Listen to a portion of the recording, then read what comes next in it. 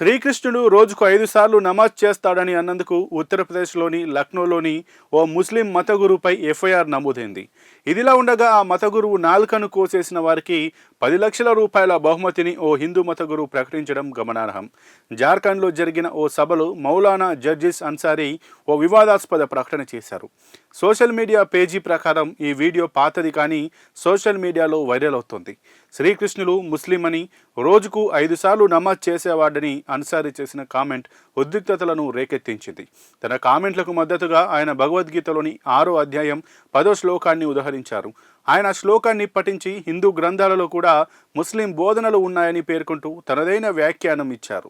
ఆ శ్లోకంలో అలాంటి వాదన ఏదీ లేదని పండితులు, విమర్శకులు ఎత్తిచూపుతూ తీవ్ర ఆగ్రహం వ్యక్తం చేస్తున్నారు. ఇంతటి అసంబద్ధమైన వాదన చేసి మత మనోభావాలను దెబ్బతీశారని హిందూ సంస్థలు అన్సారీపై విమర్శలు గుప్పించాయి.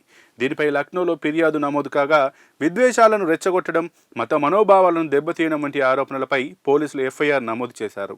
దర్యాప్తు అనంతరం లభించే ఆధారాల మేరకు చట్టపరమైన చర్యలు తీసుకుంటామని అధికారులు వెల్లడించారు.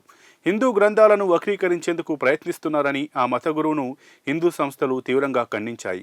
అయోధ్యలో మీడియాతో మాట్లాడుతూ మహామండలేశ్వర్ విష్ణుదాస్ అన్సారీ చేసిన కామెంట్లపై తీవ్రంగా విమర్శించారు.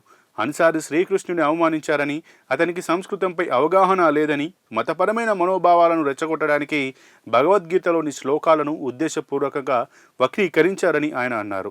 ఆ మౌలానా నాల్కను కోసివేసిన వారికి ఆయన 10 లక్షల రూపాయలు బహుమతిని ప్రకటించారు. ఈ బహుమతి ప్రకటన నేరపూరిత బెదిరింపు లేదా రెచ్చగొట్టడం కిందకు వస్తుందా అనే విషయాన్ని పోలీసులు పరిశీలిస్తున్నారు. అన్సారీ గతంలో కూడా వివాదాస్పద మత, సామాజిక ప్రకటనలు జారీ చేశారు.